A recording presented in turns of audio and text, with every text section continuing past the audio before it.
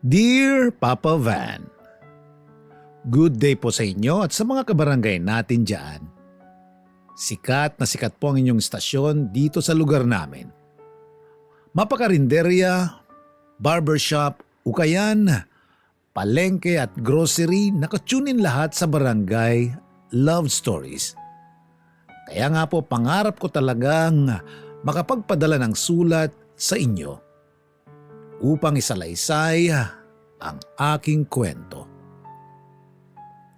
Bago ang lahat, magpapakilala muna ako. Itago niyo na lang po ako sa pangalang Franco. 33 years old, tubong antike po ang angkan namin. Nakilala ni nanay si tatay na taga rito mismo sa Taguig nung lumuwas siya galing Antique. Dito na rin ako nabuo at ipinanganak. Pero hindi love story nila ang ikukwento ko, Papa Van. Kundi yung sa amin po ng live-in partner kong si Isabel. Pero di niya po yan totoong pangalan. Sinadya ko pong baguhin dahil may pagkasensitibo ang aming kwento. Nakikiusap po ako na sana lawakan ng mga kabarangay natin ang kanilang pangunawa. Nagkakilala po kami ni Isabel nung minsan akong bumili ng pandesal sa pinagtatrabahuan niyang panaderya sa lugar namin na kabubukas lang nung araw na yon. Natatandaan ko pa kung paano ako naglaway sa kaseksihan niya nung nakita ko yung malaman niyang puwitan at matambok na hinaharap. Hapit na hapit kasi ang suot niya noon. Para bang nang-aakit. At dahil likas sa akin ang pagiging matinik sa mga babae, nagpakita po agad ako ng interes kay Isabel. Hindi lang isa o dalawang beses sa isang araw kung bumili ako ng pandesal sa bakery nila. Para lang po masilayan siya. Di nagtagal, hiningi ko ang cellphone number niya na di naman niya pinagdamot sa akin. Nagsimula kaming magpalitan ng mensahe sa text at nagtawagan na rin. Pero hindi lang po si Isabel ang babaeng nilalandi ko ng mga panahon na yon. May 5 pa. Kaso nung naging kami, nasabi ko sa sarili ko na totoo pala yon. Yung may isang tao na darating sa buhay mo para patinuin ka. Isang buwan pa lang ang nakalilipas mula nung maging kami ay nabuntis ko na si Isabel. Nagdesisyon kaming magsama pero sa bahay muna ng tatay ko siya itinira dahil wala pa akong sapat na pera para bumukod kaming dalawa, Papa Van.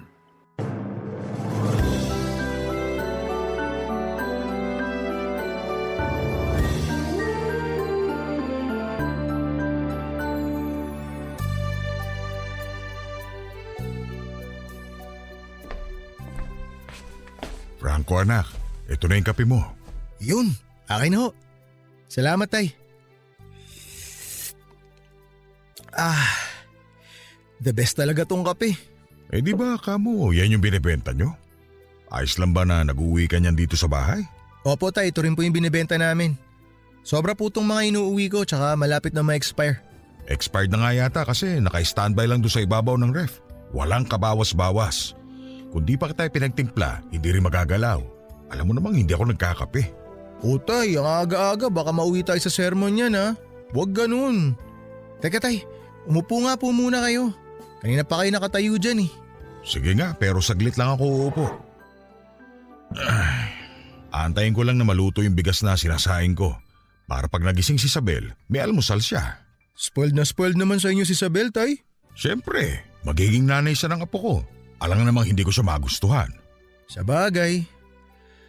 Ay, hanggang ngayon di pa rin ako makapaniwala na magiging tatay na ako. Masarap maging tatay, nak. Pero hindi pa laging madali ang pagpapalaki ng anak.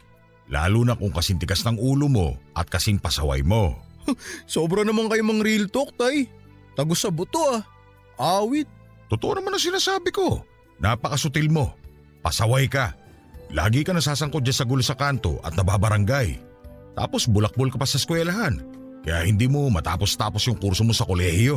Alam nyo naman pong wala sa loob ko yung pag-aaral di ba?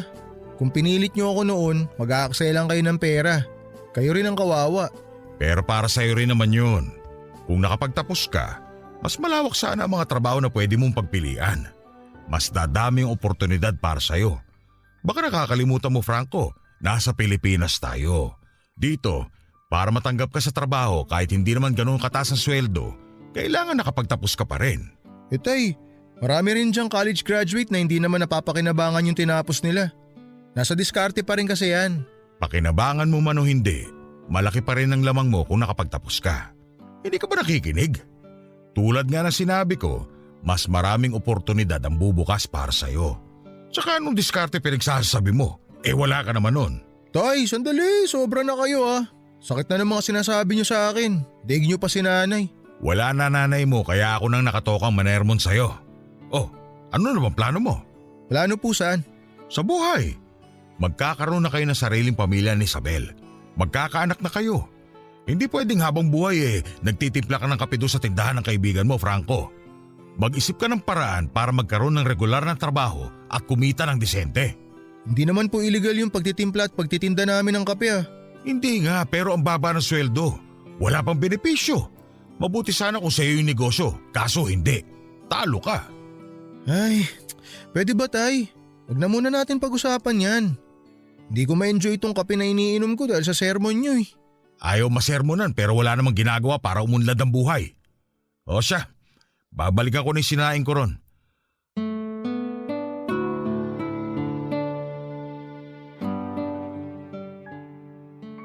Pa-extra-extra lang ako sa prutasan ng tiyahin ko.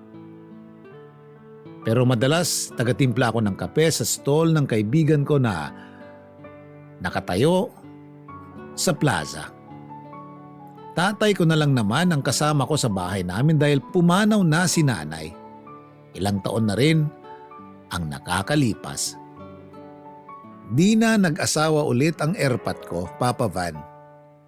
Lalo na nung lumala ang hika niya dahilan para pahintuin siya sa pagtatrabaho ng mga kapatid ko.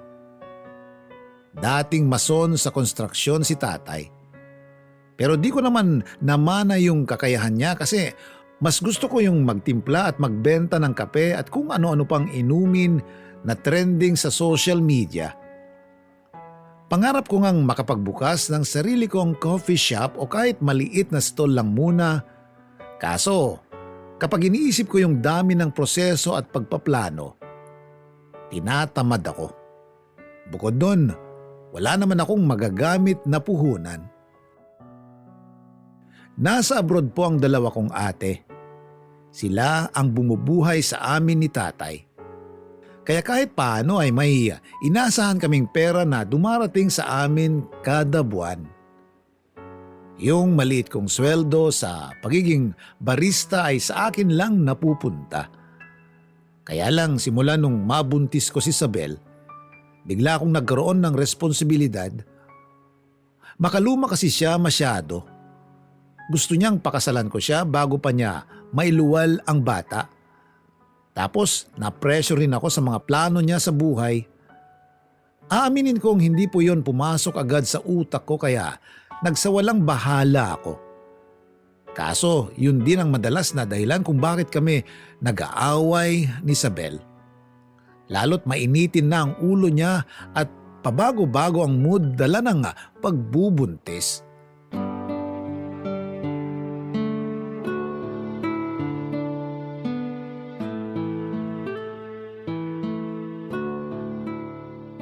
Ay, tanga naman Oh, bobo.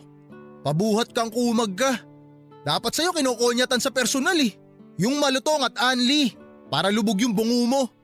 Oh, apakaengot talaga Hoy Franco, ikaw yung engot at dapat kinakalto ka ng Andy dyan. Teka, huwag ka nga maingay, Isabel.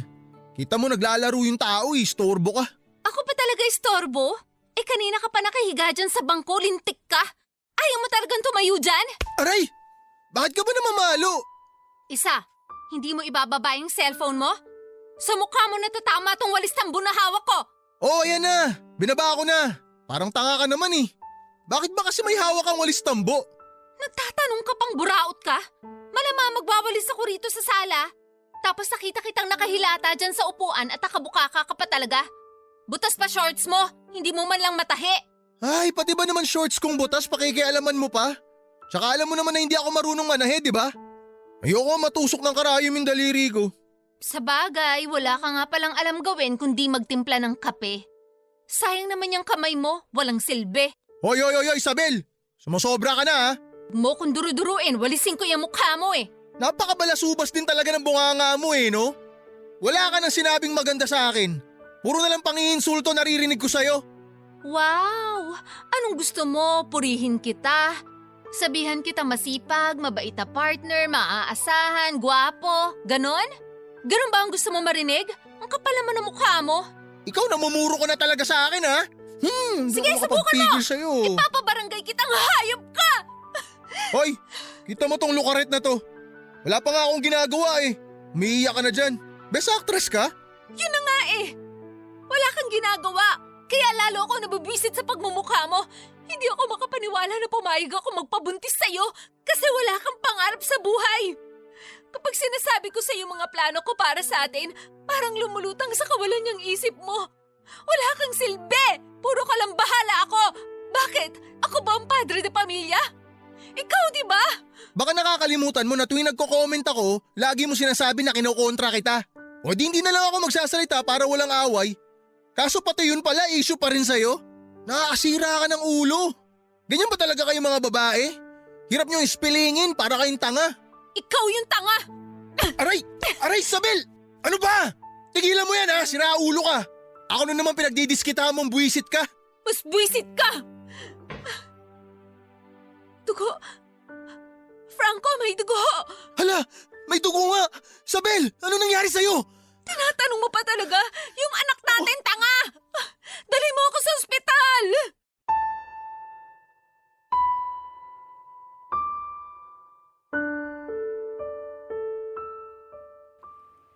Nakunan po si Isabel, Papa Van. Nawala po yung baby namin sa isang iglap. Magkahalong lungkot at galit po ang nararamdaman ko para sa aking sarili. Naisip ko kung di ko sana siya pinatulan nung oras na yon, hindi mauuwi sa ganon ang lahat. Nakakatawang isipin na kung kailan wala na yung magiging anak namin, saka ko biglang naisip magpakatatay sa kanya. Pero paano ko pa yun magagawa kung wala na siya? Labis din pong dinamdam ni Isabel ang pagkawala ng anak namin. Naalala ko tuloy kung gaano siya ka-excited na maging nanay, Papa Van. Babad nga siya sa social media upang maghanap ng magandang pangalan para sa baby namin. Nanonood din siya ng kung ano-anong video mula sa mga nanay na vlogger para may idea siya kahit paano sakaling makapanganak na siya. Pareho kaming ulila na sa ina ni Isabel.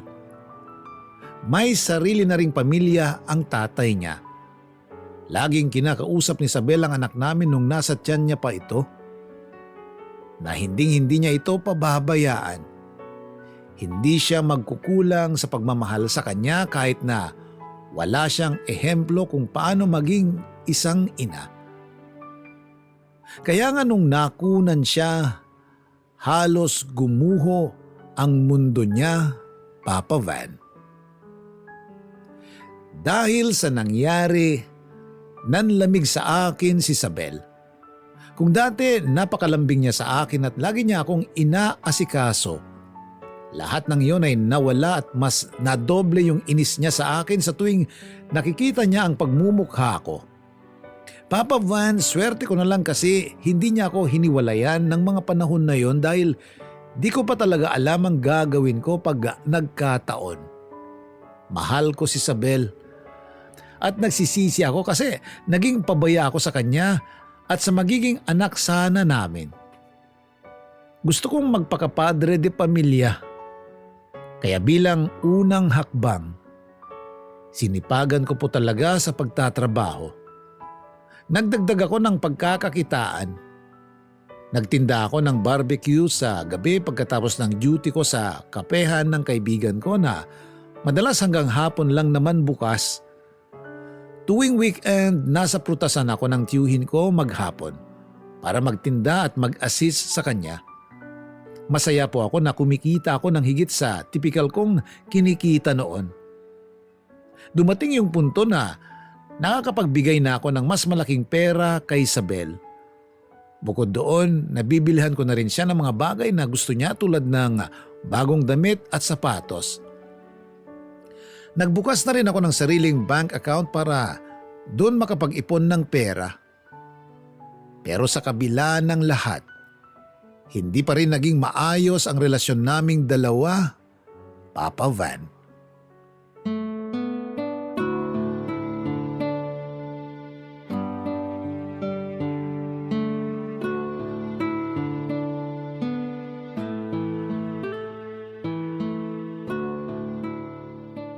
Isabel, paisa naman oh. Pakis naman. Isa lang. Ayoko. Kiss mo mukha mo. Sige na. Ang tagal na mula nung huli nating Huling ano? Alam mo na yun. Miss na kita, Isabel eh. Sige na. Pwes, hindi kita namimiss. Bad trip ka naman, Isabel eh. Paano hindi mo ako mamimiss? Lagi kang galit sa akin.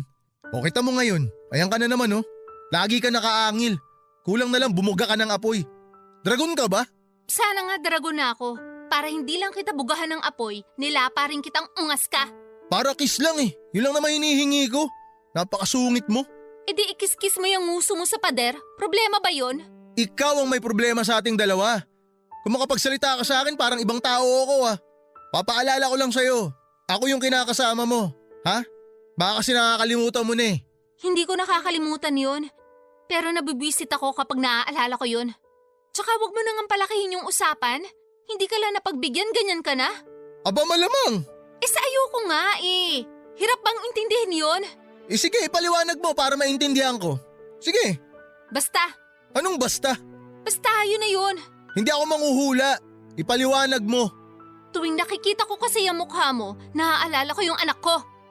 Ay, hanggang ngayon ba naman dinadahilan mo pa rin yung baby natin? Hoy, hindi ako nagdadahilan. Yun yung nararamdaman ko. Kung umasta ka kasi akala mo ikaw lang yung nawalan eh. Baka nakakalimutan mo, ako yung tatay. Nawalan din ako. Hindi lang ikaw. Nagluluksa rin ako pero alam ko yung mga prioridad ko. Alam ko rin naman ang mga prioridad ko. Pero hindi kasama doon yung paligayahin ka sa kama. Hindi mo ako para usan ah.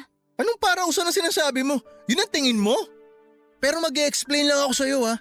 Lalaki ko. May mga pangangailangan ako, Isabel. Wala akong pakialam. Magsarili ka kung gusto mo. Huwag mo akong idamay. Ay, hirap mong kausap. Lakas mo makagago, Isabel. Sa totoo lang. Wala ka nga dyan. Oh, saan ka pupunta? O bakit ka nagtatanong? Di mo naman ako paliligayahin, di ba? Kaya huwag ka na maraming tanong. Itiko mo na yung bunganga mo. Manahimik ka na.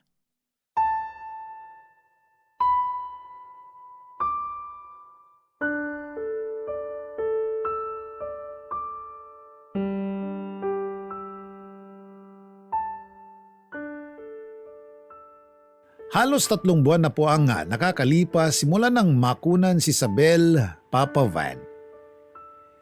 Hindi naman po yata makatarungan na hindi niya pa rin ako pagbigyan sa kama dahil lang galit pa rin siya sa akin dahil sa nangyari. Hindi ko naman po intensyon na malaglag ang baby na dinadala niya nung panahong yon pero bakit parang kasalanan ko? Walang sandali sa loob ng 3 buwan na yon na di niya ako sinisi. Lagi rin niyang pinamumukha sa akin kung gaano ako kawalang kwentang kinakasama kahit na ginagawa ko naman ang lahat. Kaya nga di ko mapigilang magalit at magdamdam sa kanya at sa kung paano niya ako tratuhin. Mahal ko po si Isabel. Siya na yung babaeng nakikita ko na makakasama ko hanggang pagtanda ko. Kung nung una, wala akong kaplano-plano sa hinaharap namin bilang pamilya. Nagbago po ang lahat ng yun nung ma-realize ko na hindi ko pala kayang mabuhay nang wala siya. Kaya nga po, laking dagok po talaga nung pagkawala ng anak namin. Sa kabilang banda, baka hindi ko rin maisip ang mga bagay na yun kung hindi nangyari yung ganoong klase ng trahedya sa buhay namin. Nagpatuloy po ang panlalamig ni Isabel sa akin hanggang sa mayroon akong kakaibang napansin sa kanya, Papa Van.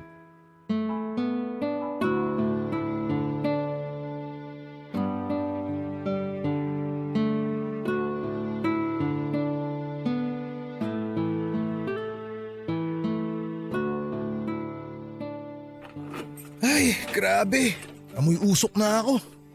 Di bali, maaga naman naubos yung mga paninda ko. Si Isabel ba yun? Oh, Isabel, Franco? anong ginagawa mo sa kwarto ni tatay? Ha? Wala. Anong wala? Pwede ba yun? Tsaka bakit ganyan kaiksi yung suot mo? Ngayon lang kita nakita nagsuot ng ganyan ah. Bakit? Masama na ba magsuot ng ganito? Wala akong sinasabing masama. Isabel, Pero sino yung kausap mo dyan? ako po, tay. Oh, Franco anak. Ikaw pala. Tay, ano pong ginagawa ni Isabel sa kwarto nyo? Tsaka bakit siya tumatawa paglabas niya? Ano pong tinatawanan niya? Ha? May kinuwento lang ako nakakatawa kay tatay. Tsaka kaya ako nasa loob ng kwarto. Kasi dinalhan ko siya ng gamot niya sa hika. Inaatake kasi siya kanina eh. Di ba, tay? Tay, totoo ba yon? Oo, tama si Isabel. Hindi ko na kasi kayang tumayo para maglakad kanina. Naiwan sa kusina yung gamot ko kaya tinawag ko siya para makisuyo.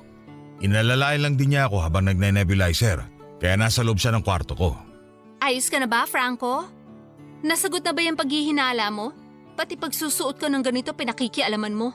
Ano bang tinutukoy ni Isabel, nak? Wala po, tay. Nanibago lang ako. Ang iksi kasi ng suot ni Isabel eh. Bakit? Hindi mo ba nagustuhan? Siyempre, nagustuhan ko. Nagdress talaga ako para sa'yo, Franco. Talaga? Wow! O paano? Tara na sa kusina?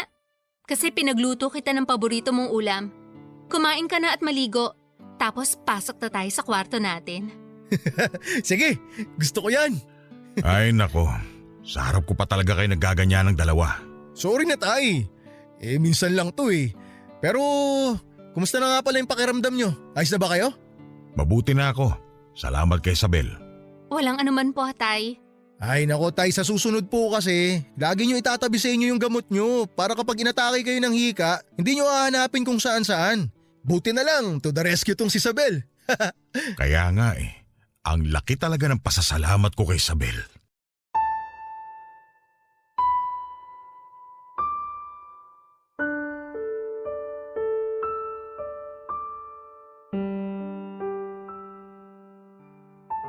Ayoko pong mag-isip ng bastos at mahalay kahit na kitang-kita ko na lumabas galing kwarto ni tatay si Isabel, Papa Van. Kasi hindi tama yon. Gusto ko pong maniwala na lang sa sinabi nilang dalawa kahit na may parte sa puso ko na para bang gustong sumabog mula sa matinding panibugho. Pilit ko pong pinakalma ang aking sarili ng gabing yon at itinulak papunta sa likod ng aking utak ang mga suspetsa ko. Agad din namang nawala yung bumabagabag sa dibdib ko dahil bigla na lang naging malambing sa akin si Isabel na parabang hindi niya ako iniwasan o pinandirihang katabi sa kama ng 3 buwan. Ako po yung tipo ng lalaki na babae po ang kahinaan. Kaya nga nadala ako ng matinding bugso ng damdamin nung gabing yon. At sa unang pagkakataon, matapos ang ilang buwang paghihintay, may nangyari sa amin ulit ni Isabel. Masyado po akong nalunod sa sari-saring damdamin ng mga oras na yon kaya pansamantala kong nakalimutan yung inaalala ko. Matapos ang gabing yon ay nabalot ako ng pagtataka kinabukasan. Bumalik sa pagiging malamig sa akin ni Isabel. Subalit, binaliwala ko na lang yon at pumasok na lang ako sa trabaho. Aaminin ko na mas nangibabaw pa rin sa akin yung labis na saya dahil sa wakas ay may nangyari na ulit sa amin ng babaeng pinakamamahal ko. Mahal na mahal ko po ang tatay ko dahil mabait siyang tao. Siya nga yung ehemplo ko sa kasipagan at hindi naman nagbago ang pakikitungo niya sa akin kahit na naging bulakbol ako sa pag-aaral noon at naging pasaway. Papa Van, malaking dagok din kasi yung pagkamatay ng nanay ko kaya nawalan na ako ng gana para tumuloy sa kolehiyo. Hindi nagsawa si tatay sa pagpapayo sa akin kung gaano kahalaga ang magtapos ako ng pag-aaral pero di ko na po yun pinakinggan. Sa halip, sinunod ko yung gusto ko. Buti, bunso ako at may mga ate akong maaasahan lalo na nung sunod-sunod na beses na nagkasakit si tatay at kinailangan na niyang tumigil sa pagtatrabaho. Bago ko binahay sa amin si Isabel, madalas pong mag-isa ang tatay ko. Kung kani-kaninong tropa ko kasi ako nakikitulog, Papa Van. Aaminin kong napabayaan ko siya ng husto dahilan para madalas akong sermonan ng mga ate ko tuwing tumatawag sila. Kundi ko lang din daw aalagaan si tatay. Mabuti pang magbanat na lang ako ng buto kasama nila sa ibang bansa. Ayoko. Dahil di ko kayang mag-abroad. Baka mabaliw ako roon pag nagkataon. Kaya nga masaya si tatay nung itinira ko si Isabel sa bahay namin. Siya pa nga yung todo asikaso sa kinakasama ko. Pinagluluto niya si Isabel ng mga paborito nitong pagkain kaya giliw na giliw si Isabel sa kanya. Nung una natutuwa pa ako kasi close sila pero habang tumatagal, hindi na maganda yung kutob ko. Sabayan pa nung insidenteng naabutan kong lumabas si Isabel mula sa kwarto ni tatay. Siyempre, lalaki ako. Natural na makaramdam ako ng kakaiba. Lalo na nga nung napansin kong mas naging malapit sila sa isa't isa. At matapos yung unang beses na nakita ko si Isabel na lumabas sa kwarto ni tatay ay muli pa yung nasundan ng marami pang beses. Kaso lahat yon nabibigyan nila ng palusot na sa huli ay pinaniniwalaan ko na lang talaga. Pero di talaga ako mapakali. Para bang may nag-uudyok sa akin na mag-imbestiga sa kung anong klaseng kababalaghan ang posibleng ginagawa ng tatay ko at ng kinakasama ko. Isang araw, may naisip akong paraan kung paano ko sila matsitsyempohan. Naging sobrang maingat ako para di manghinala sina Isabel at tatay. Di ako pumasok sa trabaho at nagtago lang ako sa may likod bahay namin kung saan may bintana na nakatapat sa kwarto ng tatay ko. Kita ang anino ni tatay kahit na may nakatakip na kurtina sa bintana. Pag nandun ka sa likod bahay, maririnig mo pa rin yung pagbukas at sara ng pinto ni tatay sa kwarto niya. Naghintay po ako ng ilang sandali. Nagulat na lang ako nang may kumatok sa pintuan at pagkatapos ay narinig ko na lang ang boses ni Isabel. Palihim ko po silang sinilip para alamin kung anong ginagawa nila.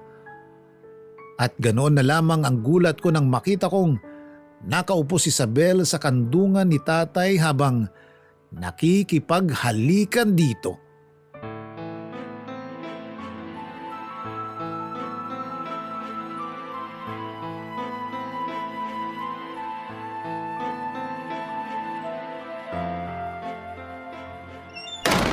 Mga walang iya kayo! Franco, magpapaliwanag ako. Franco, ano Hayop ba? kang matanda ka! Napakademonyo mo! Dapat sa'yo sinisipa sa mukha eh! Hoy Franco, tatay mo yan! Baka mapatay mo! Walang iya yung matandang yan eh! Kaya dapat talaga ginugulpi ito eh! Franco, huwag mo na ako suntukin. Itiwan mo na si tatay, baka mapano pa siya! Lumayo ka nga sa kanya! Bitawan mo ako! Kapal na mukha mo, hawakan ako! Huwag mo ako hawakan! Malandi ka ang kapal na mukha mo! Napakahayop mo! Kaya mo na akong sampalin ngayon? O bakit? Nasaktan ka ba? Masakit ba? Una si tatay. Tapos ngayon ako? Baka gusto mo may kalagyan, demonyo ka! Ako pa yung demonyo ngayon? Ikaw pa talaga yung nagbabanta sa akin ng ganyan? Kayo nga itong gumawa ng milagro eh! Tapos ako pa pagbabantaan mo? Kapal na mukha mo! Paano mo nagawa sa akin to, Sabel? Ha? Minahal kita! Tapos tatay ko pa talaga? Hindi ka na nahiya? Napakahayop mong babae ka! Oh, bakit? Nagagalit ka? Ayaw mo nun? Tatay mo pinatulan ko, hindi kung sino-sinong lalaki lang dyan. Dapat nga matuwa ka pa eh. Imbis na nagagalit ka dyan na akala mo nakagawa ko ng malaking Anong kasalanan. klaseng katuwiran yan? Sira na ba ang ulo mo? Hayop ka talaga eh! Ha? Ayan, nangangatwiran ka pa eh. Ha? Eh kung sakali kita ang kamalagutan ka ng hininga. Hindi ako Ha? makahinga. Ano? Hayop ko! Mas hayop ka! Anak, Mas hayop bitiwan ka! mo si Isabel! Mas hayop kayo ni tatay! Ano ba? Mga Bitawan baboy mo siya! kayo! Sabing bitawan mo siya! O yan! Walang iyak ang lalaki ka! Aray! Tumigil ka, Sabel! Ayaw mo tumigil, ha? Anak, tama na! Baka mapano na si Isabel! Huwag kang makialam dito kung ayaw mo sipahin ko ulo yung mukha mo! Huwag mo ako subukang matanda ka, malalagutan ka talaga ng hininga sa akin! Kapal na mukha mo! Sa totoo lang, kulang pa yan! Tama lang yan sa kanya! Dahil malandi siya! At ikaw naman, isa ka rin eh! Ha? Sa dami ng babae, tay? Dito ko pa kay Isabel nagpakamot? Nag-iisip ka ba? Ganun ba kakatiyan? Ha? Kaya nakalimutan mo na anak mo ko? Na kinakasama ng anak mo itong pakawalang babaeng to? Sana iba na lang, tay. Sana hindi na lang si Isabel. Tatay iba naman kita pero tinarantado mo ko. Malala pa kayo kay Satanas! Mga baboy kayo!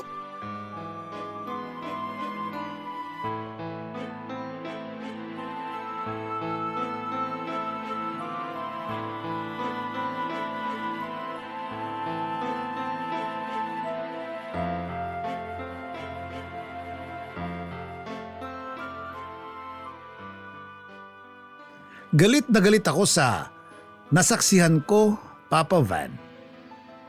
Nawala po yung respeto ko sa tatay ko matapos kong malaman yung kanila ni Isabel. Diring-diri po ako sa nakita ko. Kulang na lang ay magdilim ang aking paningin at mapatay ko sila.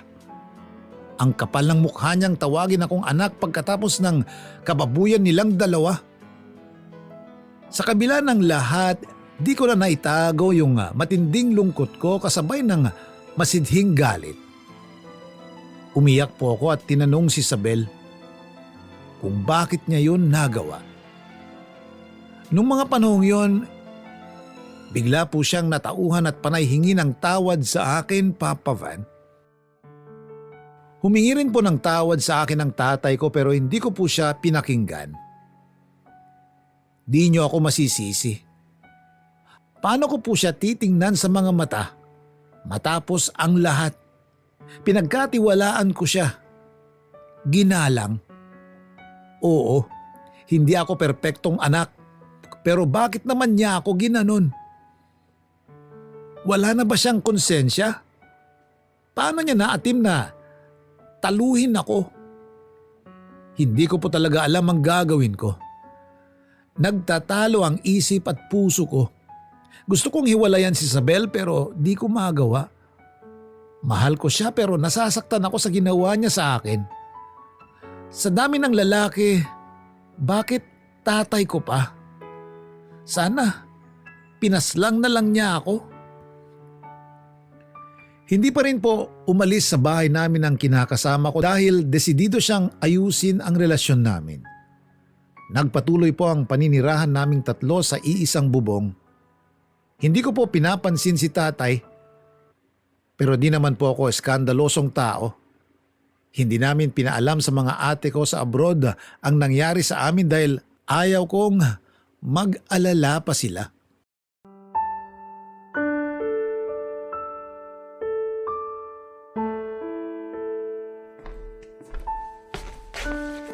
Franco, umiinom ka na naman? Nung isang gabi nagpakalasing ka rin. Nag-aalala ako. Baka mapano ka na sa ginagawa mo. Nakakapanibago ah. Bigla ka nag-aalala sa akin? Ha? Di ako sanay. Mas sanay ako na madalas mo kong kinaiinisan at tinatalakan. Alam ko naman yun. Kaya nga gusto kong humingi ng sorry sa mga nagawa ko. Na-realize ko na malaki yung pagkukulang ko sa'yo bilang kinakasama mo. Napabayaan kita. Buti alam mo. Kaya nga gusto kong bumawi. Yun kung bibigyan mo pa ako ng pagkakataon.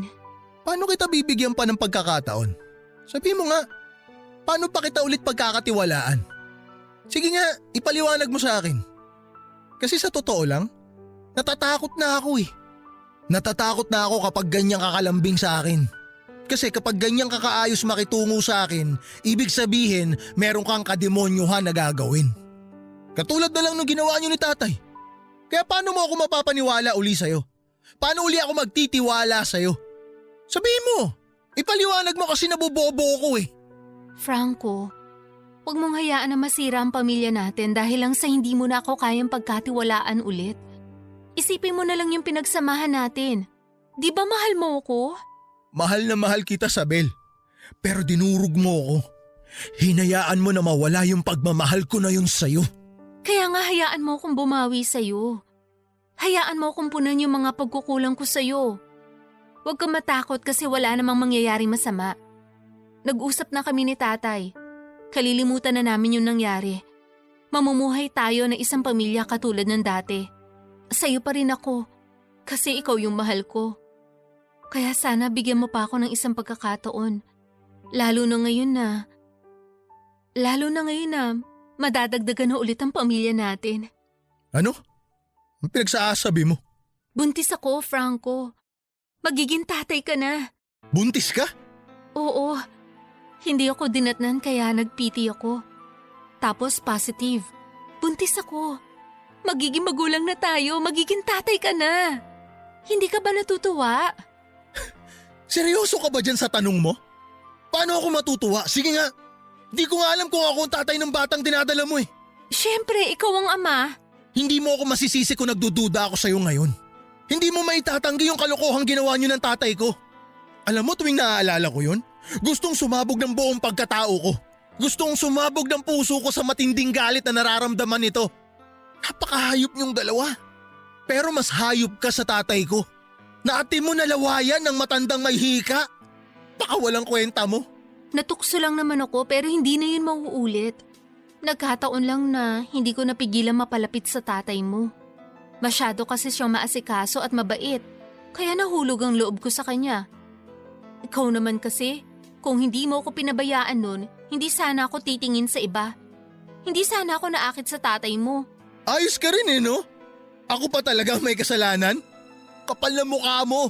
Ano ba kasing kinagagalit mo? Tatay mo naman yun. Pamilya mo. Masyado mong pinapalaki yung maliit na bagay. Baka nakakalimutan mo. Ikaw ang may kasalanan kung bakit ako nakuna noon. O ngayon aarte ka pa ng ganyan. Hindi ka namang agrabyado rito.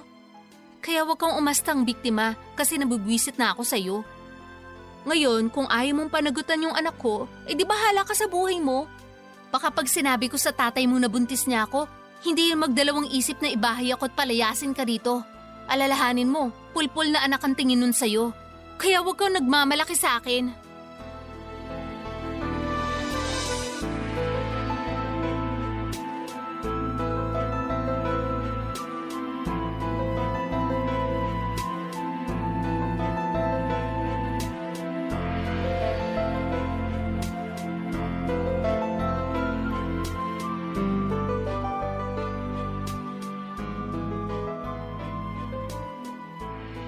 Nanginig po ang buong katawan ko sa mga sinabi ni Isabel ng gabing yon, Papa Van.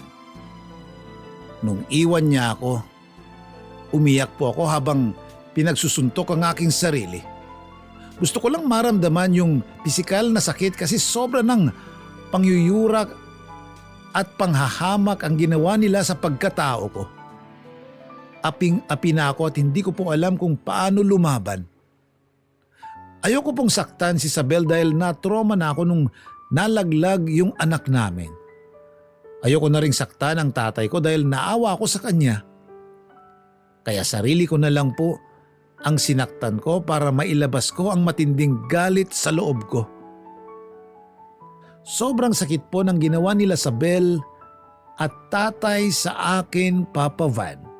At magpasa hanggang ngayon, binabangungot pa rin ako ng realidad na posibleng hindi sa akin ang batang dinadala ng kinakasama ko. Hindi ako makapagdesisyon kung iiwan ko ba si Isabel o pananagutan. Ayokong maging pabayang tatay sa magiging anak ko pag nagkataon, pero malakas din ang kutob ko na hindi akin yon. Sa kasalukuyan, magka-live-in pa rin kami ni Isabel. Bumukod na po kami ng bahay dahil hindi ko na kayang pakisamahan ang tatay ko sa iisang bubong. Kahit na humingi na siya ng tawad sa akin. Paulit-ulit na bumabalik sa isipan ko yung tagpo kung saan nahuli ko sila ni Isabel na gumagawa ng kababuyan. Pero aaminin kong may bahagi sa puso ko na nag-aalala kasi mag-isa na lang ulit ang tatay ko sa bahay namin. Matanda na siya at sakitin. Kaya sana mapayuhan ako ng mga kabarangay natin kung ano po ang dapat kong gawin. Maraming salamat po, Papa Van. Sakaling mapili niyong i-ere ang istorya ng buhay ko. God bless po sa Barangay Love Stories at more power sa Barangay LS 893. Ang inyong forever kapuso at kabarangay, Franco. Minsan lang sa mundo isinilang ang isa ako sa kabilang